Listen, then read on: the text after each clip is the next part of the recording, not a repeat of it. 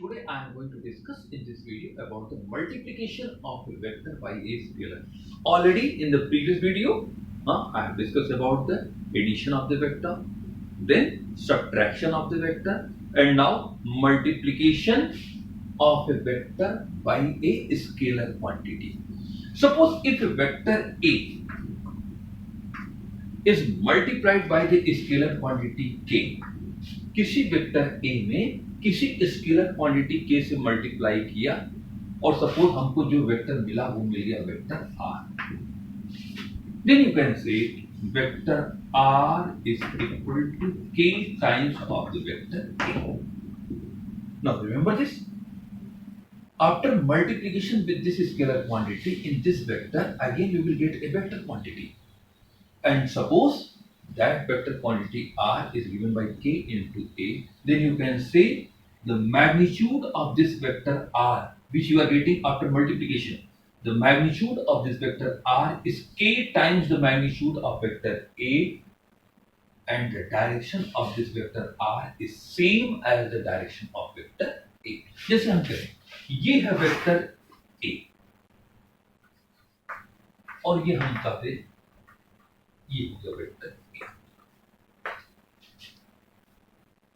अगर इसमें हम 5 से मल्टीप्लाई कर दें और हम कहते हैं कोई वेक्टर r है and suppose that vector r is equal to 5 times of vector a, तो इसके बाद जो दूसरा वेक्टर हम खींचेंगे ये वेक्टर जिसको हम वेक्टर r दिखाएंगे, इस वेक्टर r का लेंथ जो है इस वेक्टर a का कितना टाइम होगा 5 टाइम, और डायरेक्शन इसका वही होगा जो वेक्टर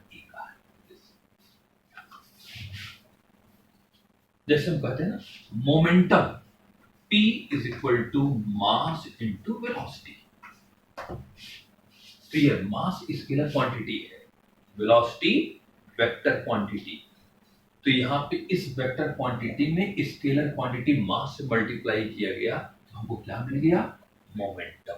मोमेंटम भी क्या है, एक स्केलर क्वांटिटी है, मोमेंटम एक वेक्टर क्वांटिटी है. हाँ, तो when we multiply by a scalar in the vector, then here we are getting what quantity here, vector quantity, and the magnitude of that vector quantity is scalar times of that vector, and direction of this vector is same as the direction of this vector. So in this way you can say this one is what here, multiplication of a vector by a scalar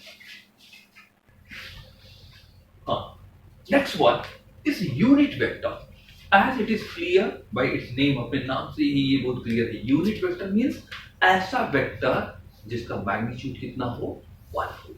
तो एक unit vector is that vector whose magnitude is unity. Unity means 1.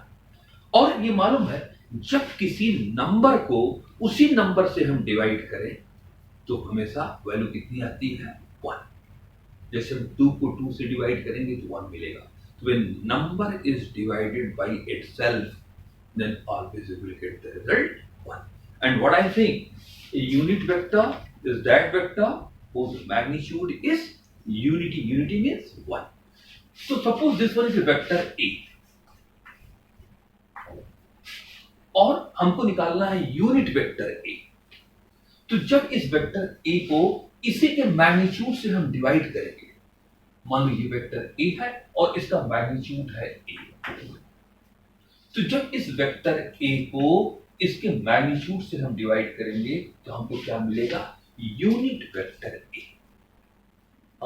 And unit vector को represent करने के लिए हम क्या बनाते हैं, जैसे हम कह दें a unit vector is equal to, unit vector को रिप्रेजेंट करने के लिए ऊपर क्या बना देते हैं कैप. जब ये कैप बना दें जिसका मतलब ये क्या रिप्रेजेंट कर रहा है unit vector.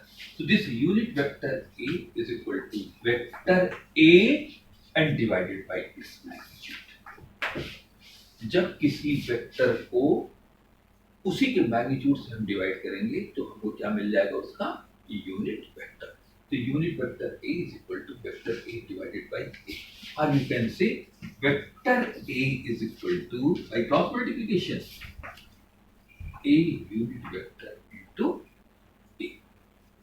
you can also write like this one. Actually, this unit vector A इसका मतलब इस वेक्टर का मैग्नीट्यूड तो हो गया, क्योंकि ये वेक्टर हम कर रहे हैं और बता रहे हैं यूनिट वेक्टर, यूनिट मतलब इसका मैग्नीट्यूड तो 1 है, और चूंकि वेक्टर है तो इसके पास डायरेक्शन भी होगा, तो its magnitude is 1 and its direction is same as the direction of the vector A. So in this way we can find the magnitude. In this way we can find out the unit vector of any quantity. जब किसी vector को उसी के magnitude से हम क्या करेंगे, divide करेंगे, then we will get the unit vector and the direction of that unit vector is same as the direction of the vector whose unit vector I am taking here.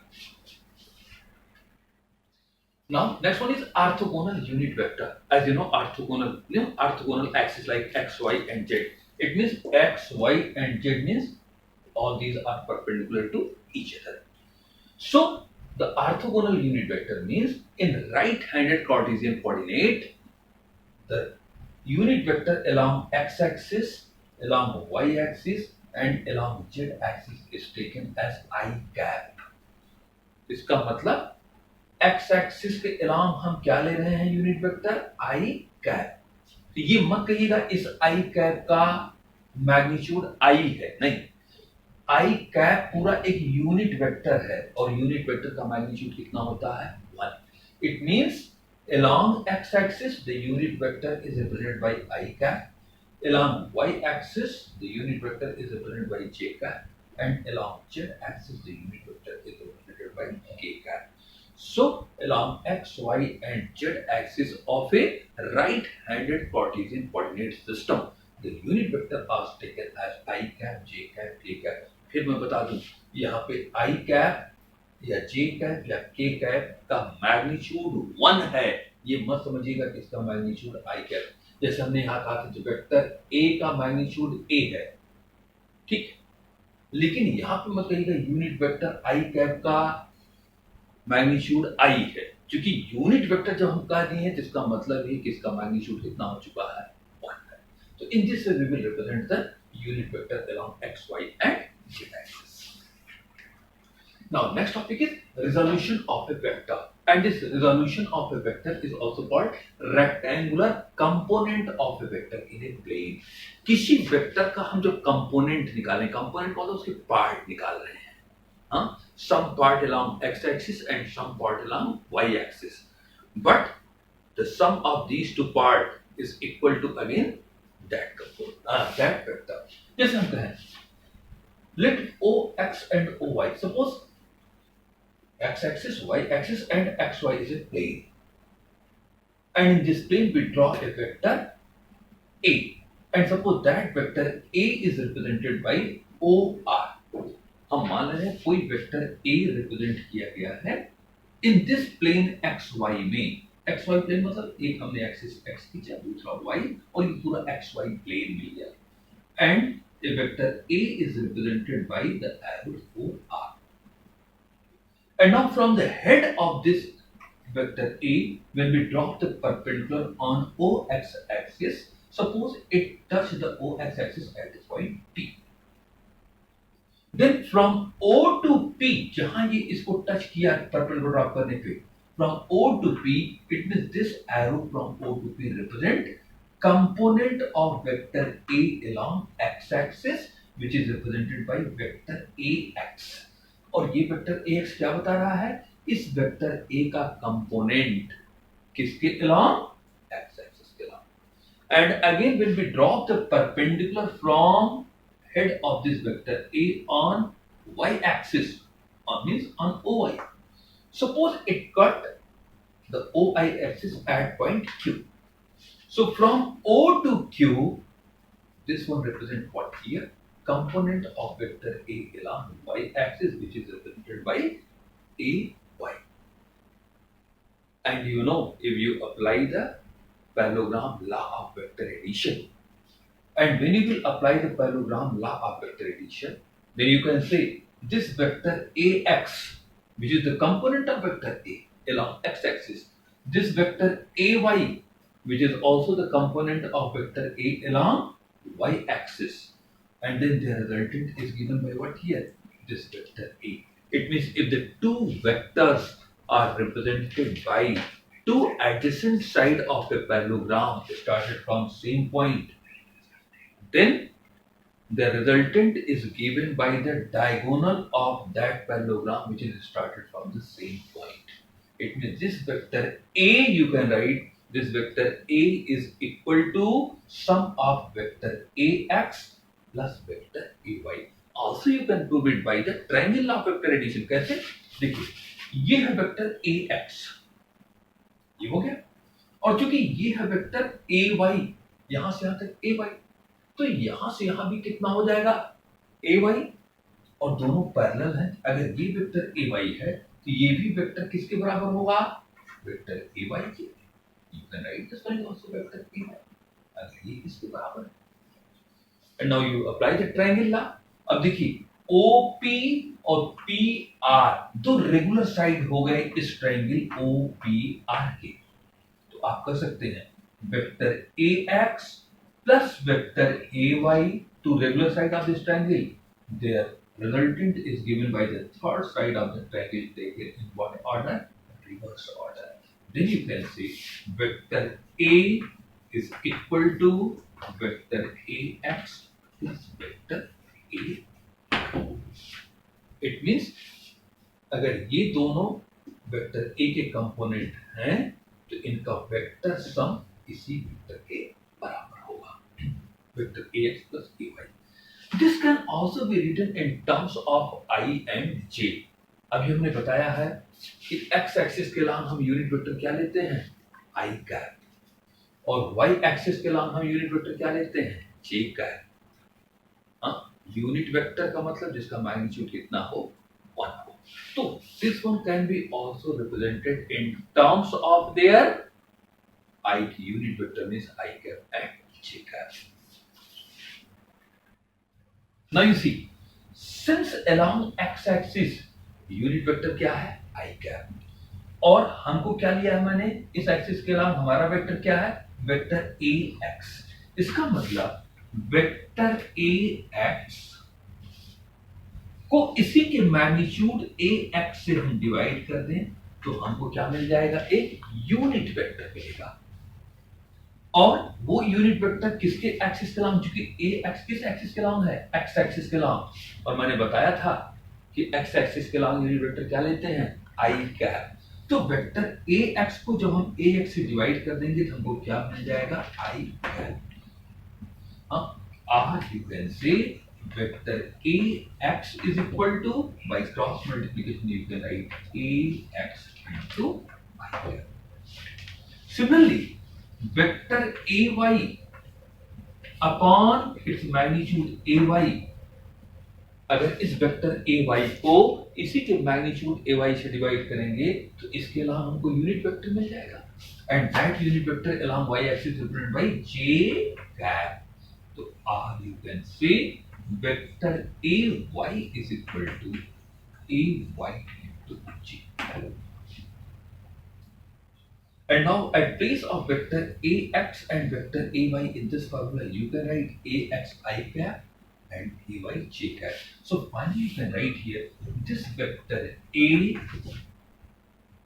is equal to, at place of vector AX also you can write AX into I cap. AX into I cap plus vector AY means AY into J cap. In this way also you can write here. अब याद रखिएगा AX क्या है?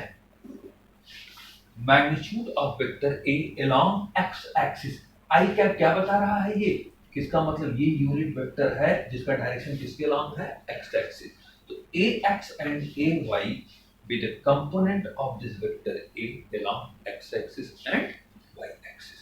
और ऐसे situation में अगर कोई आपसे पूछे what is the magnitude of this vector A, अगर कोई वेक्टर इस तरह से I J K के फॉर्म में दिया हो और आपको निकालना है कि इस वेक्टर A का मैग्नीट्यूड क्या होगा, तो आप जानते हैं इस वेक्टर A का मैग्नीट्यूड हम लिखते हैं किसके बराबर? A।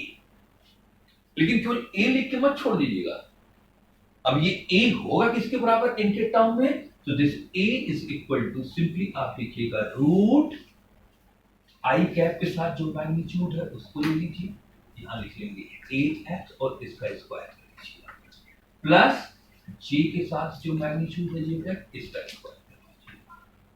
And in this way you can say if any vector A is given in form of ax I cap plus ay j cap, then the magnitude of vector A is given by root ax square plus ay square। जैसे हम कहें कि अगर हम कह दें कि vector A is equal to, जैसे हम कहें कि vector A is equal to 4i cap plus 3j, इस तरह से, then find out the magnitude of vector A। तो magnitude of vector A is equivalent by A and which is equal to, क्योंकि ijk के form में दिया, हमारे formula क्या बताया, अगर कोई वेक्टर ijk के फॉर्म इस तरह से दिया तो उसका मैग्नीट्यूड निकालने के लिए क्या करते हैं, i कैप के साथ देखिए क्या वैल्यू है, ax, तो यहाँ पे क्या है 4, तो magnitude of vector A is equal to 4 square plus j cap के साथ क्या है 3, तो प्लस 3 स्क्वायर। यहाँ i मत लिखिएगा क्योंकि i की वैल्यू खुद ही 1 के बराबर, i कैप की वैल्यू तो खुद ही 1 के बराबर है, तो ये हो जाएगा root 16 plus 9 is equal to root 25। It means if any vector A is given 4i cap plus 3j cap, then its magnitude is how much here? 5 unit here. So in this way you can find out the resolution of the vector or the component of the vector in a plane means in terms of the ijk here. So this one is in the 2 dimension. Also in the 3 dimension we will take the one more component, you will take a z like ax, ay, third component you will take az, and on that time you will get also ax I cap plus ay j cap plus az k cap. Then for magnitude you will take a is equal to root ax square plus ay square plus az square. So in 3 dimension you can also find out the component of the vector x, y and z axis. So in this way we have discussed about a vector, addition of vector, subtraction of vector, multiplication of a vector by a scalar quantity, and also the how can we resolve the vector in the rectangular component of a vector in a plane. And now the next topic which is very important, and that topic is what here, vector product, means simply you can say product of a two vectors. So here product of the two vector means generally the product of the two vector we will take in two ways. One is called a scalar product and other is called vector product. So in the next video I will discuss the scalar and vector product of the two vectors.